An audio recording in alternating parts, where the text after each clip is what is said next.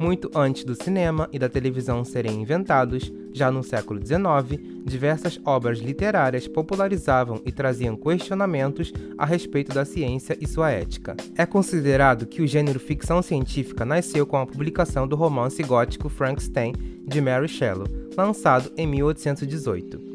Nele, um cientista chamado Victor Frankenstein é obcecado pela morte e se dedica a reanimar tecidos mortos, almejando gerar vidas artificiais. Contudo, o resultado de uma de suas experiências acaba se tornando um monstro, Frankenstein, que acaba sendo abandonado por seu criador e fica à mercê da solidão, sem qualquer contato social ou afeto. Embora o tempo todo Victor se refira à sua criação como um monstro, ela nada mais é que um ser indefeso que passa a vagar pelo mundo após a rejeição de seu criador. Quão longe é longe demais? Essa é a pergunta que parece ocupar o núcleo de boa parte das narrativas de ficção científica. Essa indagação reflete a vontade da humanidade de transpor os limites impostos pela natureza e dominar aspectos da vida que desde sempre foram ingovernáveis, sendo a morte um deles.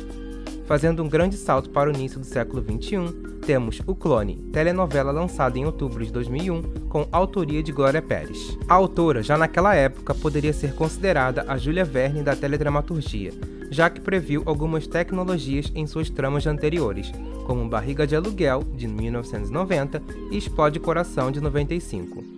A primeira explorou a temática da inseminação artificial, quando a perspectiva de uma mulher gerar o filho de outra em sua barriga ainda parecia muito distante da maioria dos brasileiros. Já a segunda retratou os relacionamentos através da internet, quando a internet sequer era bem desenvolvida no Brasil e ainda estava engateando em diversos países. Sempre atenta às tendências e conflitos sociais e tecnológicos que pudessem gerar boas tramas folhetinescas, a autora se inspirou para criar O Clone, depois de ficar impressionada ao ler uma reportagem sobre a ovelha Dolly, primeiro ser clonado como registro do mundo. A palavra clone pode ser definida como entidade biológica mono ou pluricelular originada por reprodução assexuada de uma única célula ou único indivíduo. A clonagem é mais um tema que traz diversos conflitos éticos, jurídicos e religiosos. Em O Clone, a personificação desses conflitos está no cientista Albieri. Assim como Victor Frankenstein, Albieri é o estereótipo do cientista solitário, desconectado do mundo à sua volta, que vive para a ciência, uma pessoa que praticamente não tem e nem pensa sobre sua vida pessoal. Suas ideias e atitudes podem ser vistas como heróicas ou vilanescas na mesma intensidade. É na solidão de seu laboratório, na clínica que coordena, que numa madrugada, Albieri realiza a clonagem humana. Abalado e sem conseguir se conformar com a perda de seu amado afilhado Diogo, o cientista decide fazer um clone, sorrateiramente, do seu irmão gêmeo, Lucas, a partir de uma célula somática. Afinal, gêmeos idênticos nada mais são do que fruto de um processo de clonagem natural. Essa célula é introduzida por ele nos óvulos vindos de Deusa, uma manicure que sonha em se tornar mãe. Na manhã seguinte, os médicos da clínica realizam a inseminação, sem saber da verdade, assim como Deusa, que acredita estar fazendo uma inseminação comum. Ela nem desconfia que está sendo utilizada como barriga e mãe de aluguel para o clone de Lucas, que acaba sendo batizado como Leandro, o Léo. Ou seja, seu filho não herda nenhum material genético seu. Podemos dizer que depois de Lucas, Deusa é uma vítima de Albieri. Esse é o eixo central de todo o enredo. Uma das principais críticas da comunidade científica dirigidas à autora era a falta de ética que movia Albieri em nome do progresso da ciência. De fato, o egoísmo e covardia do personagem se compravam no momento em que seu grande feito começa a ser conhecido por algumas pessoas e quando a clonagem feita por ele ameaça vir à tona. Ele teme as possíveis consequências com a mesma intensidade que deseja ser admirado e reconhecido, já que Léo seria o primeiro clone humano do mundo. Léo cresce sem saber de toda a verdade, assim como sua mãe de aluguel Deusa. Albieri, com a finalidade de analisar e registrar o crescimento do clone que criou, torna seu padrinho e sempre interfere demasiadamente em sua educação, o que deixa Deusa triste. Mas para Léo, Albieri é como se fosse um verdadeiro pai. O sentimento de Albieri para com Léo é questionável. Afinal, ele o ama como um ser humano comum, do jeito que é, como apenas uma criação científica ou como uma cópia perfeita de seu falecido afilhado Diogo. Todo esse tempo, Albieri consegue esconder Léo de todos. Afinal, os envolvidos são muitos: Lucas e toda a sua família. Depois que toda essa situação é descoberta, quando Edna depõe contra ele no Conselho de Ética e revela a existência do clone, Albieri se acovarda definitivamente. Neste julgamento, ela mostra fotos de Lucas e Léo, e o diretor diz que o cientista será caçado. Sua vaidade não suporta qualquer tipo de censura, por isso Albieri foge ao invés de enfrentar as consequências. Assim como um monstro que se revoltou com seu criador, Léo, a criatura de Albieri, também se revolta contra ele, especialmente quando descobre a verdade. Enquanto se informa sobre o caso da ovelha Dolly, Léo entra em desespero com a possibilidade de envelhecimento precoce do único ser vivo do mundo que havia sido gerado da mesma forma que ele. Outras incertezas lhe vêm à tona. Afinal, quem são seus verdadeiros pais? Seu gerador de material genético, o Lucas? Ou será a deusa? Ou Leônidas, o pai de Lucas e Diogo? Ou o homem que o criou no laboratório, seu padrinho Albieri? E qual seria a razão dele vir ao mundo?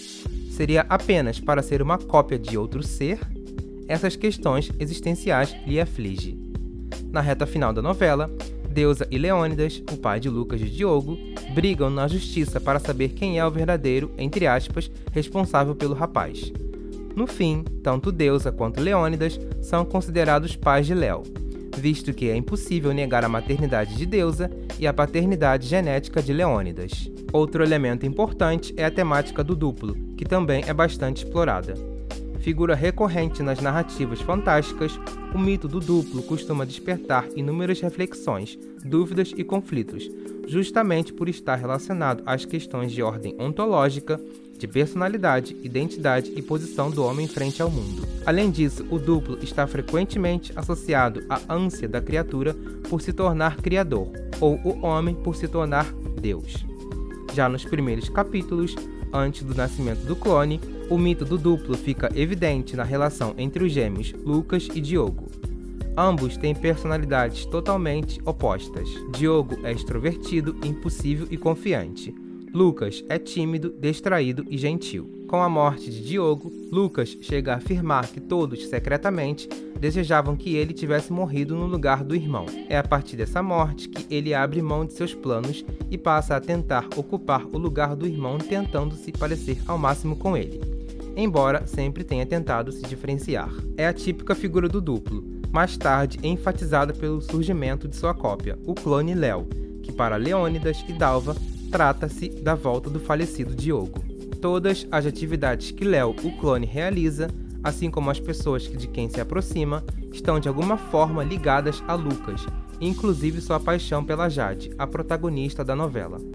Léo se transformou na face de Lucas, que teve a coragem de realizar os sonhos que ele não realizou no passado: viajar, dedicar-se à música e lutar pelo amor de Jade, sem medir esforços.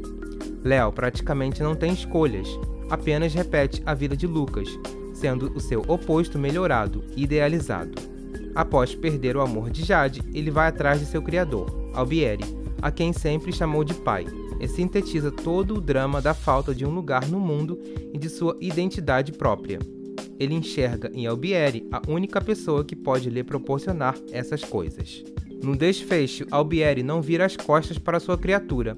Apesar dos sentimentos controversos dele em relação a Léo, a conexão existente entre os dois superam os problemas e, de forma poética e simbólica, ambos caminham juntos deserto adentro, rumo ao futuro desconhecido. A ideia da falta de pertencimento dos dois no mundo e a codependência e dissociação da criatura ao seu criador e vice-versa são representadas nessa cena final. O destino reservado a eles é incerto, assim como o deserto, que é vasto e se desconhece o que há realmente nele.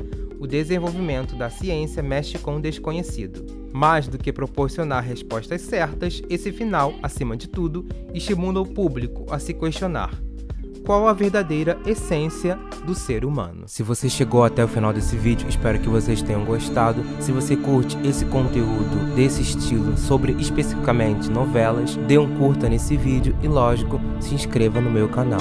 Muito obrigado!